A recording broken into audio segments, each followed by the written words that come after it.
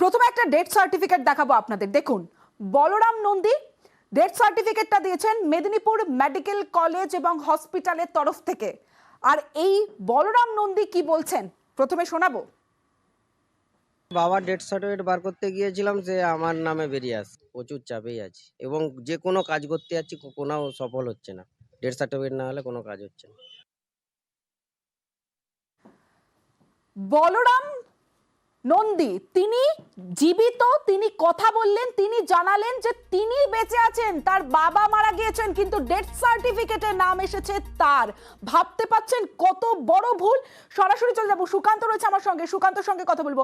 সুকান্ত, একটা সরকারি হাসপাতালের তরফে এত বড় একটা ভুল হলো কিভাবে?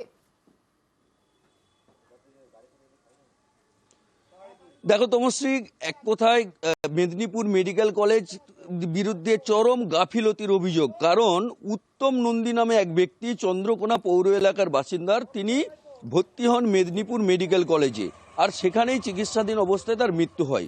তারপরে উত্তম নন্দীর ছেলে তিনি বাবার ডেথ সার্টিফিকেটের জন্য আবেদন করেন এবং ডেথ সার্টিফিকেট যখন হাতে পান তখন দেখেন যে সেই ডেথ সার্টিফিকেটে তার নাম অর্থাৎ বলরাম নন্দী লেখা আছে।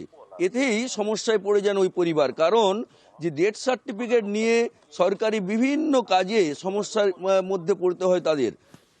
সেই খবর আমরা যখন মেদিনীপুর মেডিকেল কলেজের যিনি সুপার রয়েছেন তার সাথে যোগাযোগ করি, তিনি অবশ্য হালকা করে বলেছেন যে এটা টেকনিক্যাল সমস্যা, কিন্তু একটা মেডিকেল কলেজের মতো একটা গুরুত্বপূর্ণ জায়গা, যেখানে গোটা জেলার স্বাস্থ্য পরিষেবা নিতে জেলা থেকে বিভিন্ন মানুষ যান, সেই স্বাস্থ্য পরিষেবা পাওয়ার জায়গাতে কিভাবে এত বড় ভুল হতে পারে, সুকান্ত, সেই আবার নিয়ে তাও উঠছে প্রশ্ন। তিনি হাসপাতালে ভর্তি ছিলেন, অর্থাৎ হাসপাতালের রেকর্ড ছিল। তারপরেও এই ধরনের ঘটনায় স্বাভাবিকভাবেই হাসপাতালের ভূমিকা নিয়ে প্রশ্ন। তবে টেকনিক্যাল সমস্যা, গাছাড়া মনোভাব হাসপাতাল সুপারের।